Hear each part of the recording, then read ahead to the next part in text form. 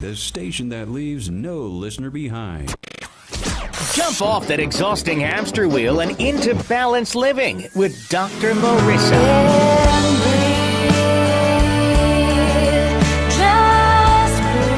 Her mission, to be a beneficial presence on the planet. Her purpose, to be your personal advocate to live, love, laugh, learn. Her life motto, don't die wondering. Take back your life with Dr. Marissa Fay on ubnradio.com. And welcome. You are tuned into my weekly talk radio show called Take My Advice. I'm not using it. Get balanced with Dr. Marissa every Tuesday at naturally high noon out of the Sunset Gower Studios in Hollywood, California with UBN Radio TV, Universal Broadcasting Network, and then every Thursday and Saturday on my syndicated CNBC News Radio channel, KCAA, AM 1050, FM 102.3, FM 106.5, and now everywhere where iHeartRadio is. And this is a show about hope and happiness. So there's no gossip, no scandal, and no K-words, no Kardashian talk at all, because I want you to focus on your own reality show and how you can be happy 88% of the time. And so that's why I have topics and guests that feed your addiction to joy.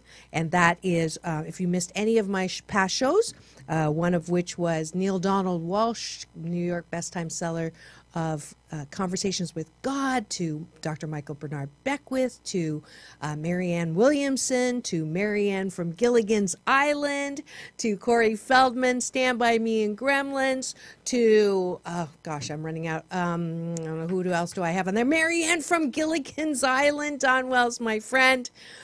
There's just so many people. If you missed any of those shows, as well as any of my interviews on the red carpet with Halle Berry, John Travolta, Quincy Jones, please go to my YouTube and you can catch all those radio you can see and hear shows because of the lovely cameras in the studio. And while you're there, please subscribe, and that would make me happy. Or go to Facebook, Dr. Marissa page, and give me the finger. I mean, a thumbs up, because it's all about counting all the like-minded, love-hearted people. And today, I am no difference as far as hope and happiness. The guest that I have today is someone that I met in Chicago last year at Soldiers Field at a beautiful event called Journey's Dream.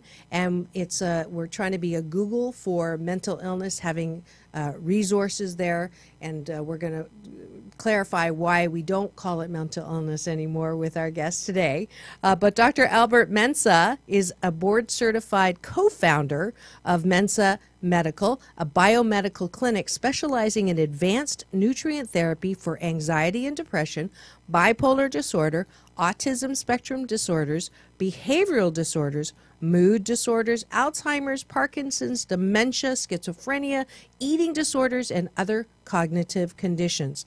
Mensah Medical's integrative approach works in conjunction with both traditional and natural medicine, often addressing methylation disorders with biochemical lab testing. Don't worry, we're going to totally explain all this in a minute, and individualized nutrient therapy. Please welcome to my studio, Dr. Albert Mensah.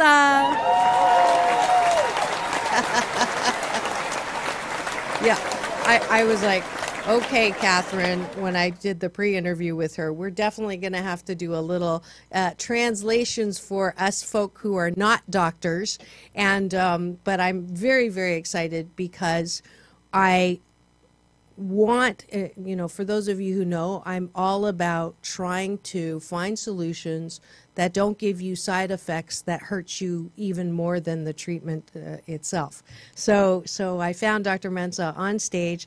I was herding cats, being the panel moderator, if you remember. There were, 6 doctors on stage, and I was moderating, which was hilarious. It was, but it was actually a very fun, educational time.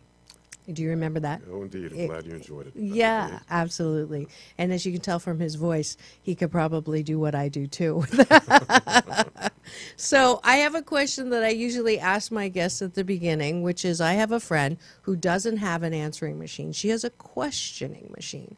And when you call her, it says, "Who are you and what do you want?" So let's start with that question and then we'll get into the solution. So who are you and what do you want? Well, I am a very concerned scientist. And what we have been concerned about is the fact that the areas where there are no answers, where people struggle, where people have not had much advancement in science and technology, at least as far as they know. Right. In particular, what most people would call mental health, which is now what we consider to be a very Jurassic term, because the idea of mental health suggests that there's something wrong with the mind. And what we try to emphasize with individuals is that for most people, it's not actually the mind that is having difficulty. It's the structure within which the mind has to operate, which is the human brain. A lot of brain dysregulation is what is sort of at the root cause of many issues people call mental illness. Okay. So we've kind of changed that. We now call this field molecular medicine because we're looking at what actual molecules are doing within the structure of the brain that is incorrect, and simply not the right pathway. And then we can reorganize that dysregulation to produce health. So when you have a healthy brain, now what you're going to experience is healthy mind. So in medicine, we don't say, well, you've got, sick syndrome.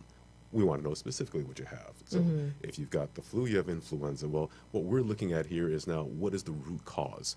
So now we look at methylation, we look at metal dysregulation and metal toxicities. We look at imbalances at the vitamin level, vitamin B6, et cetera, et cetera. Each of these imbalances can produce tremendous dysregulations that now lead to things like anxiety and depression, bipolar disorder, ADHD, autism.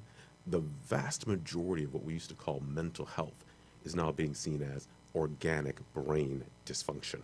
Interesting. So there's nothing wrong with your mind necessarily.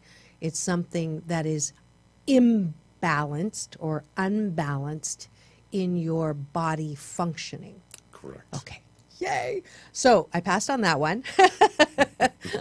I love the terms, but I think it's a fundamental shift, both in terms of the way you think about it organically or physically, right? And then it's a shift in psychological terms, Yes. which I'm hearing, which I absolutely, you're preaching to the choir, because you're almost, screwed, I guess is the most technical term. You're almost screwed if you're told you're mentally ill, you're broken. There's something wrong with you, right? And nobody knows what it is. And nobody knows what it is. And so when you feel anxious or depressed, and the normal route is to go to your doctor and then they prescribe something that it's I had a guest here last week who said, he's from England, and he says the thing that just perplexes me about Americans is how you can have these ads about your pharmaceutical solution to something, and then you rattle off all the things that are worse than the actual disease itself or whatever condition you're suffering. He goes, that doesn't make sense. Why does that happen? I said, well, I guess it really doesn't make Americans look that smart because, you know that all of these side effects that are really not side effects, they're main effects, right, are happening, but you still do because there's no solution. There's no other alternative, I should say. And if you're wondering why we're talking about anxiety, depression, and mental health and not mentally ill, is because today on Take My Advice, I'm Not Using It, Get Balanced with Dr. Marissa, I am happy to bring Dr. Albert Mensa, who is a doctor who is not prescribing automatically drugs to find the solution, but actually looking at underlying symptoms. And we're talking about that right now. So tell me, okay, so someone comes in and they say to you, I don't know why, nothing's happened, but I'm just feeling like I can't get out of bed. I have no motivation. I don't feel like doing anything. What happens then? Well, thanks to the great work of the man I would call our progenitor, our grandfather, if you will, scientific grandfather, Dr. Carl Pfeiffer and Dr. William Walsh, PhD, we now understand that these kind of symptoms very statistically are rooted in a very specific number of different imbalances. So when somebody says, I feel depressed, well, you know what? There are 7 different biochemical dysregulatory factors that can cause depression. Okay. And so we check for them. Everything from just being low in zinc. It's funny, if you go now to WebMD and you Google treatment for depression, Right. zinc actually shows up. Really? Yes. Good. I was excited to see that. Yeah, Okay. yeah. Tony, I think there's a little graphic on the depression on that one I want to pull up. Yeah, is that the one? Yeah, okay. Having high levels of copper or having too much of what we call these methyl molecules or too few of these methyl molecules, or something called pyrrole disorder, which is a biochemical disorder. Any one of these things can produce depression. So what we do is when somebody comes in, they says, you know, I can't get out of bed, we start to do a very thorough history. Right. We want to know about you, your early childhood. We want to know about your parents, your ancestors, your aunts and uncles. We want to know if people have had cancer in your family. We do a very thorough history to determine what might be the most likely cause of the depression from a biochemical perspective or a molecular perspective. But if you look at the history, are you looking for history of depression or history of biochemical imbalance? That's a fabulous question. And the key here is that there's so many other pathological traits that can develop from the same biochemical foundation. And so what we look for is the myriad of things that many people would experience in their families. So for example, alcoholism can either be what we consider due to low levels of methyl or high levels of methyl. Now let's say you have low levels of methyl, you're what we call undermethylated. It's not just alcoholism that can show up within a family. It could be anxiety, depression, schizophrenia. It could be obsessive compulsive disorders. Wow. And then the fun ones, addictions to gambling. Really? Cigarette smoking, if I haven't mentioned that already. No. And unfortunately, sex addictions. Any kind of addictive behavior can correlate Interesting. to those kinds of low, including body dysmorphic disorders like anorexia and bulimia. Now here's the real tweaker. Even though there are negatives associated with those things, a lot of positives are associated with those chemistries. So the overachievers, the people who have OCD, so they're getting great grades in high school, great grades in college, they go to med school, law school, engineering, computer technology, IT people, they all have as a foundational construct, quite statistically, what we call low levels of these methyl. So when we do a family history, we're looking at, okay, not just who your people are professionally or what kind of sickness or illness, but what kind of positive things have happened to the family. Wow. And all of that sort of guides us to the idea that this person may be what we call low in methyl. Right. The exact opposite is true with people who are high in methyl. They're the very creative individuals, our movie stars, our actors, our da-da-da-da. Right. But all the great accomplishments can also be seen in the same vein in a family history with things like bipolar disorder, with things like obsessive compulsive Depression. personality disorder.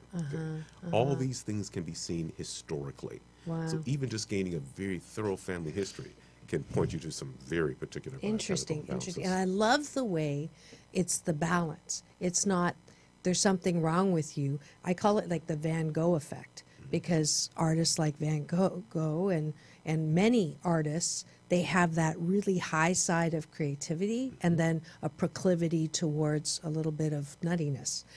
Yes. Right? You know, Call it's that not every fine line person. that Yeah, people that are very talking about, fine yeah. line, right? The ear cutting and then the, $1 million paintings. But so when you're looking at that history, now how does someone even get to those low levels? Believe it or not, in many cases they were born that way. Okay. They're So usually it is born with hereditary. a certain level of what we call epigenetic as opposed to genetic. Right. They're born with a certain level, say, of chemistry. But now here's the thing. In our immortal wisdom, or as I'm saying these days, in our immortal stupidity as physicians, we're now prescribing treatments and therapies that can actually affect the biochemical balances. So for individuals who are already sort of predisposed to having, for example, high levels of these methyl, they tend to suppress histamine. Now, many of our psychiatric medications, so you might have a little bit of depression, so we put you on a psych med, but we don't test you first. This med lowers histamine and therefore actually will make individuals worse. It makes that methyl even more excitatory, even more hyper, and it can drive people mad to the point of suicide. Right, which is what we're seeing now with all of the antidepressants.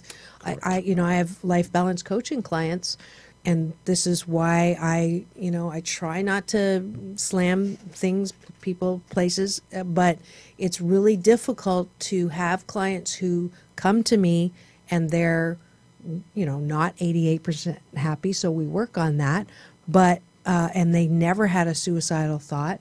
But their parents or the pressure or the availability of the drug is so easy, they go on it, and all of a sudden they come to me or they call me up and say, I'm suicidal. And I'm just like, that I know that it's a direct result of them going on pharmaceuticals. But I'm also, don't want to have them come after me because it's a huge industry.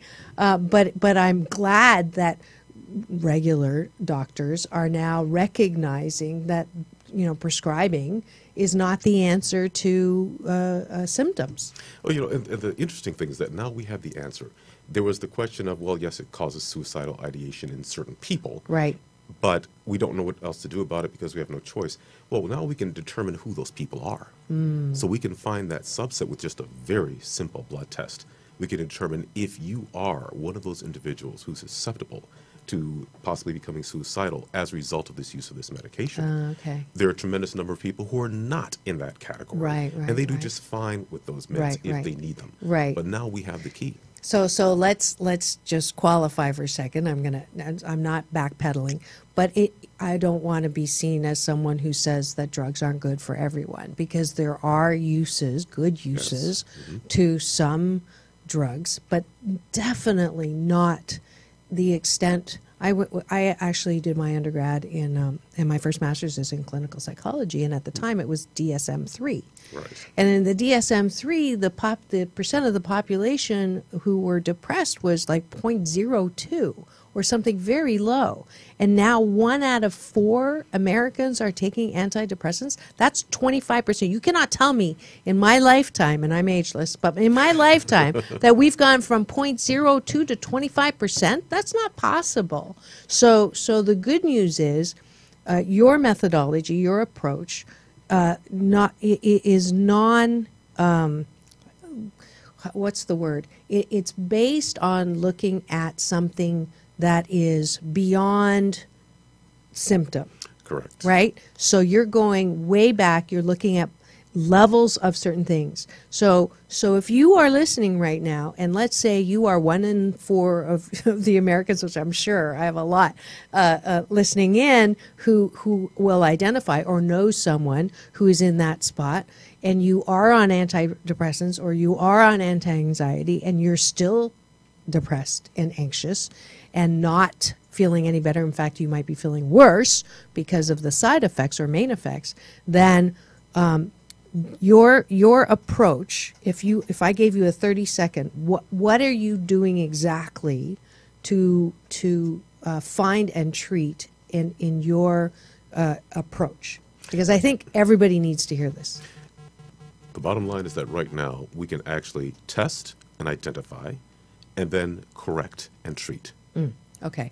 We So can actually find the root causes. test and identify what is generating feelings of anxiety, depression, generating nervous disorders like Parkinson's, generating systemic, I guess you don't even use illness as a term. What would you use for Alzheimer's? What would you say? It's a condition. Yes. Okay. And that one is a condition of tremendous oxidative stress and inflammation. Okay. It is a very, very destructive phenomenon in a certain category of individuals.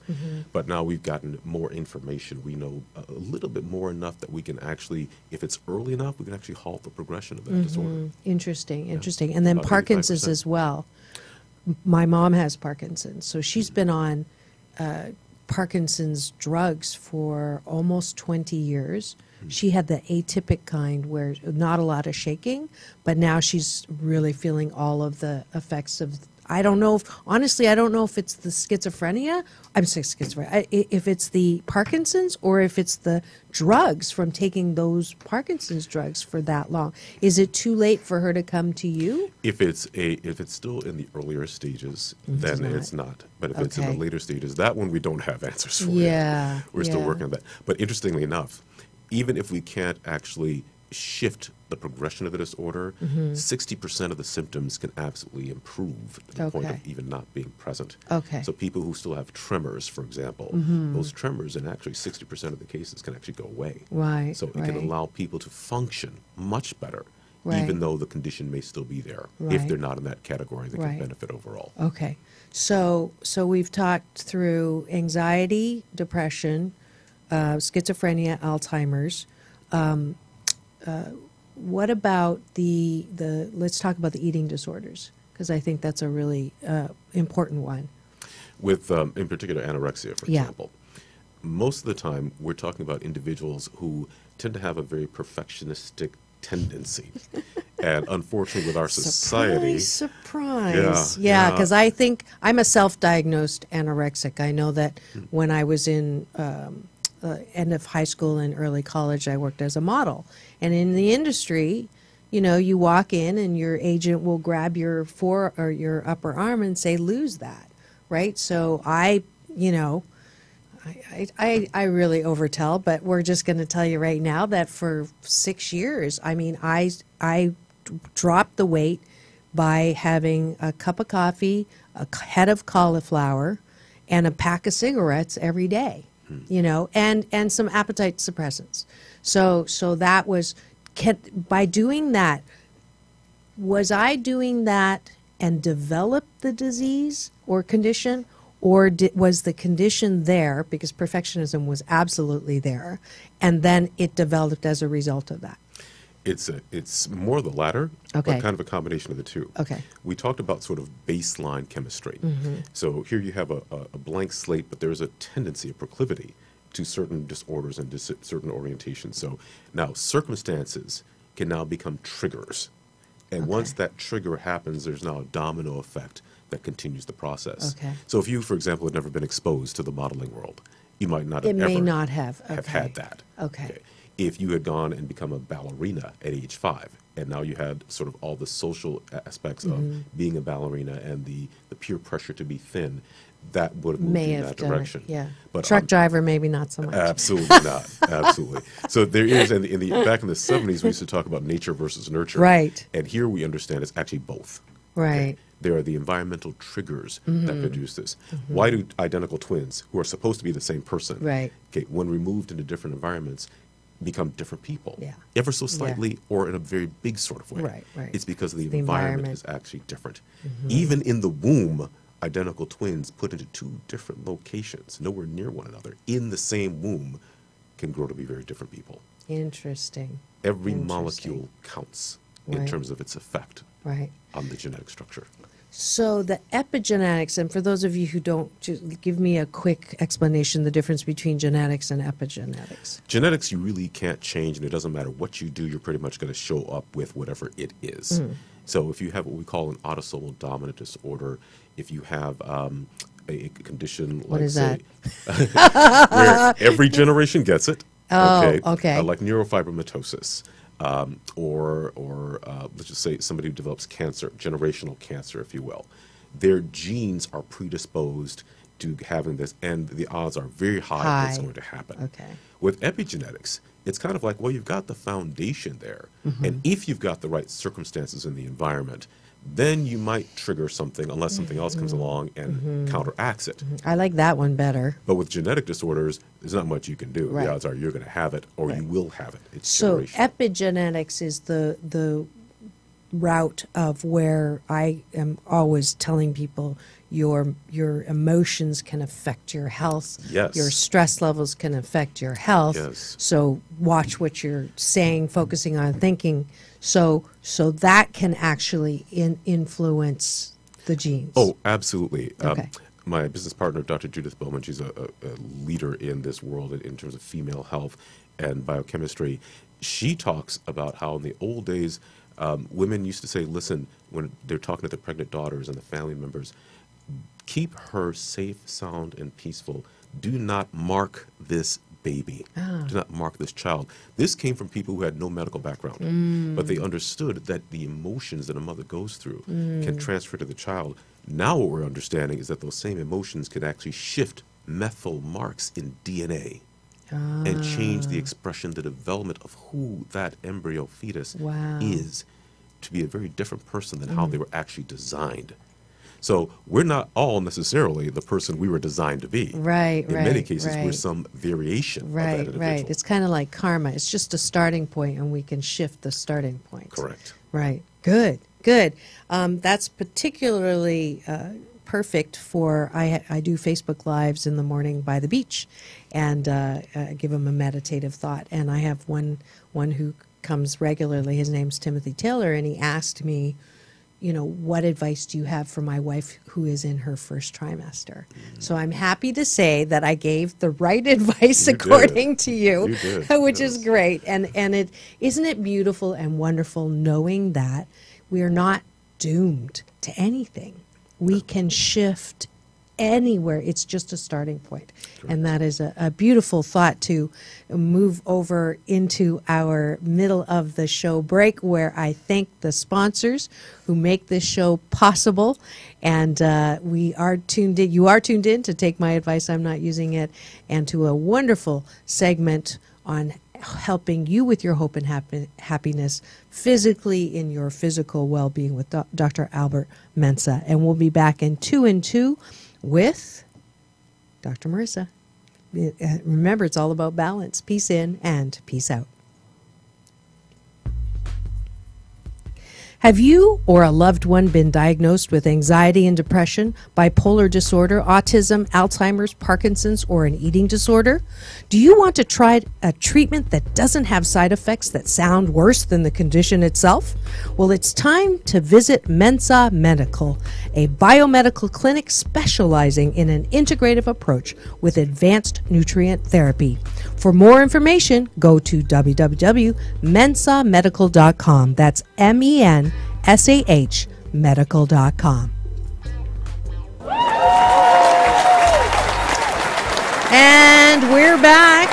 You are tuned into my weekly talk radio show called Take My Advice, I'm Not Using It. Get balanced with Dr. Marissa every Tuesday at naturally high noon, broadcasting out of the fabulous Sunset Gower Studios in Hollywood, California, with UBN Radio TV, Universal Broadcasting Network, and then every Thursday at 7, Saturday at 1 on my syndicated CNBC NBC News Radio channel, KCAA AM 1050 FM 102.3, FM 106.5, home of Dave Ramsey, Stephanie Miller, and the Asian Oprah, yours truly, and now everywhere on iHeartRadio. And today we are focusing on your good health.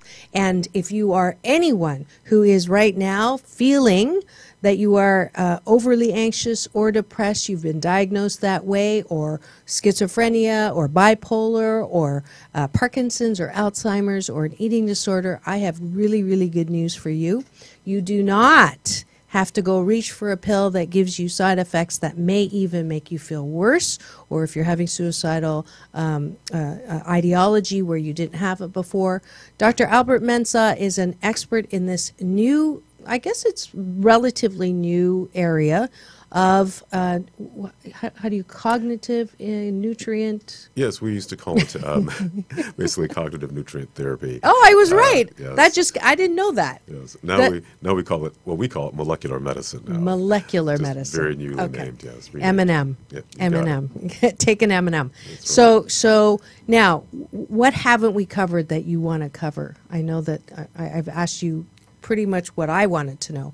So what are some things that I need to know? We've covered quite a bit, actually. And I think the real key is that, you know, the analogy I give is that if you're driving your car, let's say you have a very specific car, you have a polka dot lime green yellow Lamborghini, and everybody knows Dr. Marissa Pay drives that car. Okay.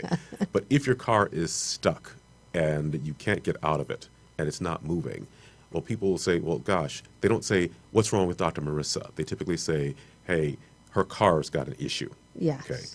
That's the mind and the brain. The mind sits within the construct of the brain, and this stigma, this is what I want to talk about, the stigma Yeah. of mental health. Okay. Is that there's something so wrong with you, nobody knows what it is, there's some mystical thing happening, and you're stuck there. Well, no, it's not you. It's your the car. car. The car has got to be fixed. Right. Well, anybody that does lime green with polka dots has got to get a new car, number one. Let's just say that right now. You had me at Lamborghini, but the color coding definitely not for me. Your choice. But yeah, but that's a great distinction, because I think there it is this dis-ease in life right now that people think there's really something wrong with me. Yeah.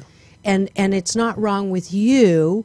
It is something inside that you can fix. There is hope for treatment, and the treatment is now. I'm going to have to say, I have a book coming out called 8 Ways to Happiness from Wherever You Are, and it is dealing with a treatment from an emotional side. So let me ask you about that for a second. How does emotion play into your therapy? That's a very good question. I love when he says it that way, right? I'm going to take that out and put it on some of my things. That's a very good question. You can have it. Thank you. There are 2 ways to look at this. Okay. Number one, the emotion is there, but the question is, why is the emotion there? Okay. If you have dysregulation, for example, high levels of copper, if your system can't detoxify copper, for example, you can develop depression, anxiety all the time.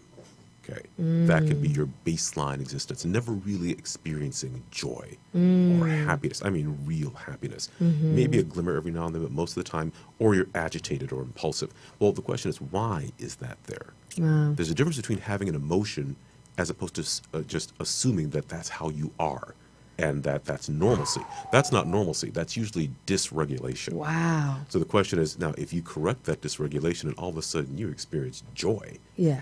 oh, wait a minute, what happened? Right. Okay. Right. So on the other You hand, mean I can't blame people for how I'm feeling anymore? there's I can blame my copper levels and my zinc levels. absolutely. But there's another creature that responds to stress.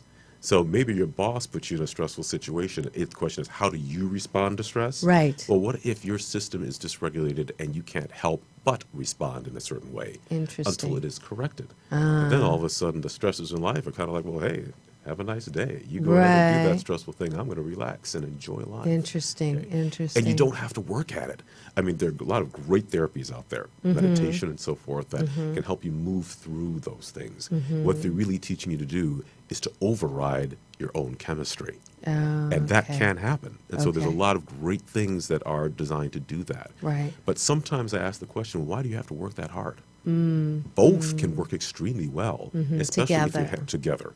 especially if you handle the underlying pieces. Wouldn't it be wonderful if our insurance, our health insurance today, I know I just said a bad word, but if health insurance all covered a baseline assessment for where our body chemistry is regulated right now? Wouldn't that? I'm going to put that out as an intention for the Obamacare, Trump no care, just kidding, for the new direction of our health insurance, because wouldn't that be awesome?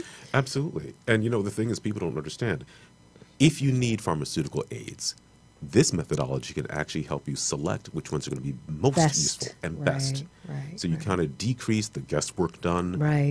by many of us in the field in terms of what might help you this way or that way. Right. So before the insurance actually kicks in, and you're intrigued, which I am, I'm going to schedule something because I want to know where my baseline regulatory and all of that is. I mean, it doesn't make sense not to. How do we get a hold of you? mensamedical.com.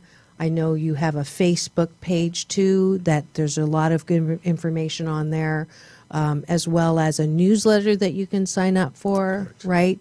And how do they sign up for the newsletter? They can go to our website at www.mensamedical.com. They can make a phone call to our main clinic at telephone number 630-256-8308.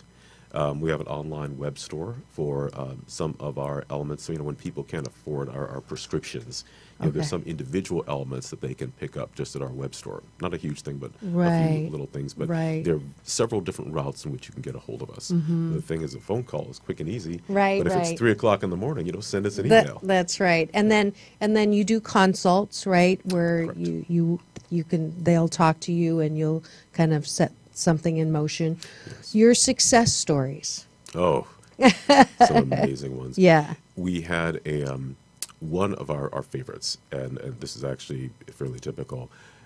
We got a phone call from a young lady in Michigan who was in tears. She has an autistic child, and 3 months after starting therapy, her child walked up to her and said, "Mommy, I love you." First words ever. Wow. We got phone calls from their doctors in Michigan asking us, "What did you do to this child?" Wow. And that's another thing. People don't realize autism is very treatable and children are recoverable. They are not doomed for life. But this is because this is so much new science for most of medicine. They haven't really caught up in schools yet. It's not taught. So many doctors still believe that autism is something that you don't know about, that you can't treat. But for the doctors who operate in this field successfully, there is a very systematic approach to dealing with children with autism. Right. And the earlier you get started, the better the prognosis. Isn't that hope? That's hope right there. That is amazing and awesome.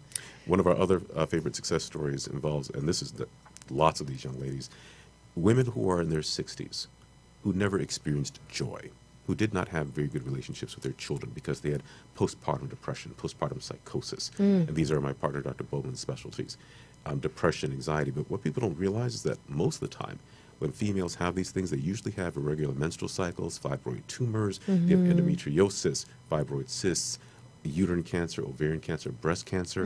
They're often all related to the same biochemical abnormality. And you don't have to take hormone therapy. No, quite the opposite. Ironically, that hormone therapy you're taking can actually make the basic underlying cause worse. And while you may start to experience some level of emotional happiness, it can predispose you to having cancer of the breast, cancer of the uterus later on, and worsen things. Yeah. But we've had females who simply didn't have any joy in their lives for 6 decades send us letters with teardrops. I mean, handwritten letters, not emails. And these tears were there. They're saying, for the first time in my life, I actually understand how other people live. I know joy. And I'm so unhappy that I spent most of my life like this, but I'm extremely joyous at the same time that I no longer have to go through that. That's beautiful. And that's not an uncommon scenario. That's beautiful. Not uncommon at all. Yeah. And for that and the work that you do, I can't help but give you Dr. Marissa's Beneficial Presence on the Planet Award. Yes, a little applause with that, because I knew this was good, but I didn't realize how good until we sat here. I really, when you're reading it, whatever, but this is so important. So if you just tuned in, you have to rewind and listen to this again. Because, basically everybody knows someone, or everyone feels some of what you're saying, and it makes sense. And there's, there is hope. I think the autistic solution is amazing. Now, have you gotten death threats from any of this stuff? No, I'm serious. You know why? Because I've heard when there's solutions that are off the beaten path that go against, cancer treatment is a billion-dollar industry, all kinds of things are billion-dollar, pharmaceuticals, billion-dollar industry, that people who have alternative treatments that are off the beaten path, they are offed or threatened. You haven't gotten...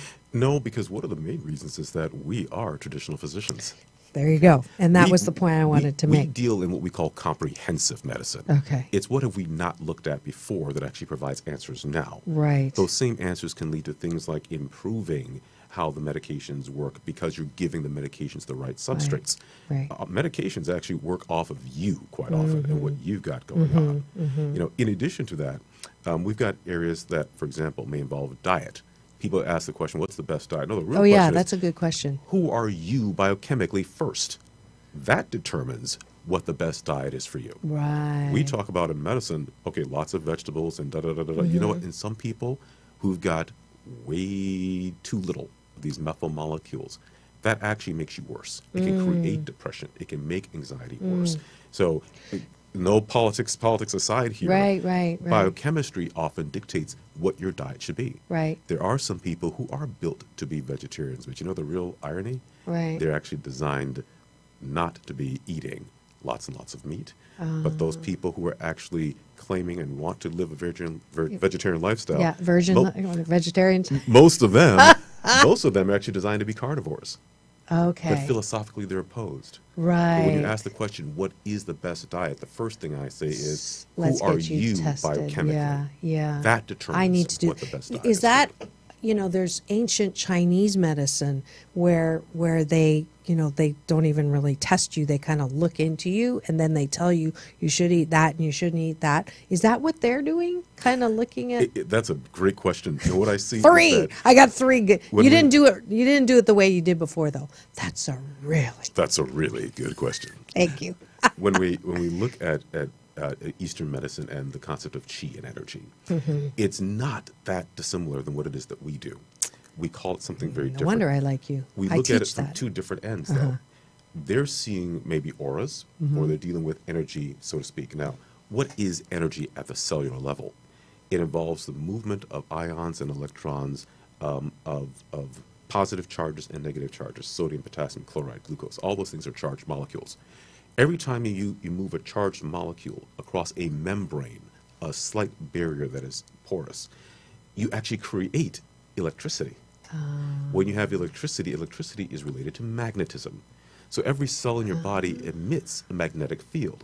Now, for those people out there who are saying, oh, this guy's nuts, well, wait a minute, that's what an MRI is. You Right. could not have magnetic resonance imaging unless As you your were. system were electrochemical and Yeah. magnetic. Yeah. So when we talk to our specialist cousins, if you will, who are involved in energy metabolism and medicine, when they start talking of the hard science behind it, it is the like what we're same. doing. Right. They're just approaching it from a different perspective and a got it. different treatment protocol. Right. We manipulate the micromolecular, microcellular elements themselves, which will indeed change by nature the magnetic fields, the energy metabolism at the cellular level. Beautiful. But we work with it really in a little bit more targeted and direct fashion. Please tell me that this is making its way into medical school. That is my personal goal. Okay. To try to get this into medical school. Okay. This is something that simply should be there. But Yes. our system as physicians, Yeah. it takes usually 100 years Yeah. in order for something to be recognized, and more Right. time before it gets into schools and so forth and so Yeah, forth. a knee-jerk reaction is 100 years. Is that what you're saying? Indeed. We're doing our best, though. Yeah, We're going to good. there. And I will We're gonna get totally, there. because my daughter is at Cornell in second year biological sciences. So Congratulations. I think I'm going to send her to do an internship with you. More than that. That would be great, because I really, this resonates. No pun intended. It's really fabulous, and I think that you're definitely onto something. And I wish you all the success in Well, what thank you're you. doing. It's hardcore science, and Yeah. I'm one of the biggest skeptics on the planet. I don't believe much of anything unless there's hard science behind it. So it's reproducible, it's teachable. Right. We train doctors, around the world to do this, and they're getting the same results that Yes, we are. yeah. And so sooner or later, it's going to happen. Got it. We just need to get the information out there sooner. rather Yes, than yes. later. Well, I'm going to help with that. This is definitely a broadcast that we will have live and then replay, and you're going to have it to replay, and we're going to get on this hopeful bandwagon together. Last question: who are you grateful to that has helped you be who you are? Oh, that's, everyone, Okay. quite honestly. The divine one, of course, first and foremost, but I have to thank my partner, Dr. Judith Bowman, for being such a no-nonsense person. Because, folks, I didn't come from a place where I had money growing up, okay? Medical school, graduate school on my back. I had no job at a certain point in medicine, and I was presented with this beautiful financial package by some traditional practice. And I was going to be retired within 8 years. Wow. Until my partner called me one day and she said, well, there's this place that does this stuff. And I was like, what do they do? And they said, well, they work with nutrients. I said, are you kidding? That doesn't work. You want me to go talk to these people when I've got money over here? And they said, so I went there and I figured this was either the biggest crock I'd ever seen in my entire life or the most cutting edge field. But if my partner had not been who she is, out of all my friends, I wouldn't have trusted her enough to take that step. So I owe Dr. Judith Bowman a tremendous amount of credit. And really Dr. William Walsh and the great Dr. Carl Pfeiffer for even starting this field. One man's dissatisfaction with giving pharmaceutical drugs to an entire clinic full of people as a resident and not getting any real results, forcing him to change. He had the vision, he had the capacity to ask those questions.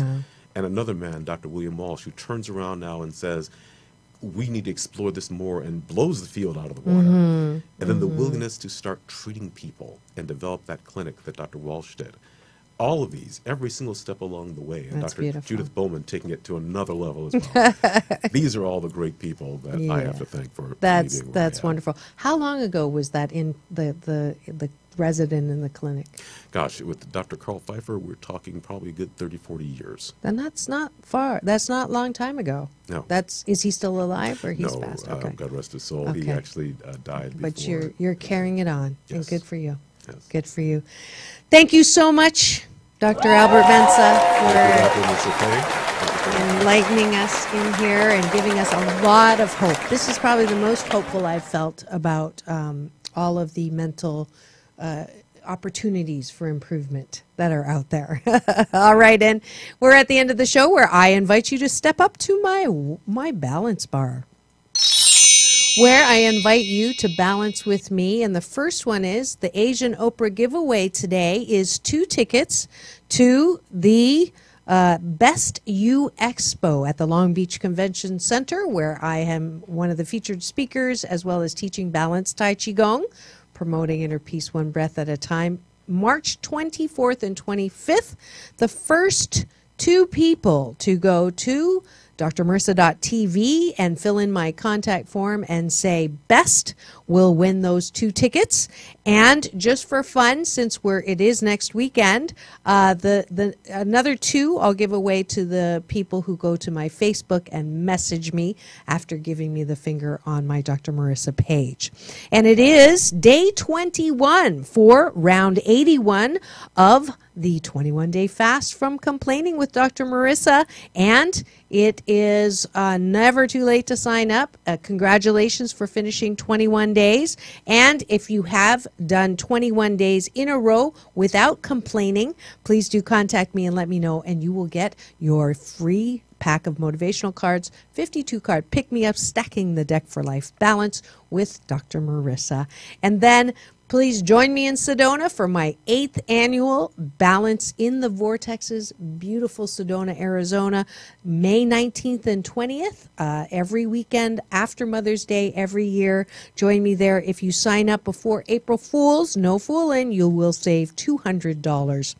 I'm teaching Balance Tai Chi Gong again this Saturday coming up, every Saturday at Rosie's Dog Beach. Go to my meetup for signing up there. And if you'd like to come work with me on the beach for more hope and happiness with some life balance coaching, please do contact me at the number 4balance.org and schedule your discovery call today. And that's it for another fabulous hope and happiness filled episode of Take My Advice. I'm not using it. Get balanced with Dr. Marissa Pei. That's P for positive, EI. And remember, it's all about balance. Peace in and peace out.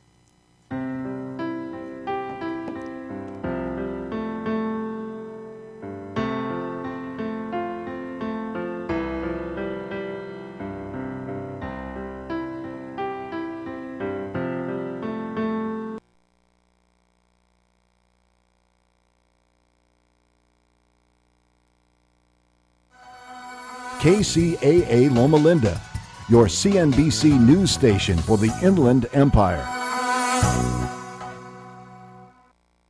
Do you want exposure for your business or organization? Check out Digital Network Advertising. Digital Network Advertising is where businesses display your ad inside their building. You can choose your marketing sites or jump on the DNA system and advertise with all participants. Your slide holds the virtual billboard for 14 seconds and is displayed 3 times an hour. It's a novel way to be seen, be discovered, and to be remembered. Digital Network Advertising with networks in Redlands and Yucaipa. Call 909-222-9293 for introductory pricing. That's 909-222-9293.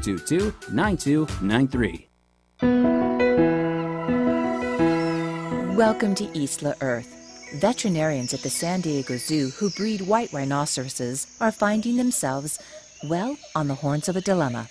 Their female white rhinos aren't reproducing, and no one's sure why.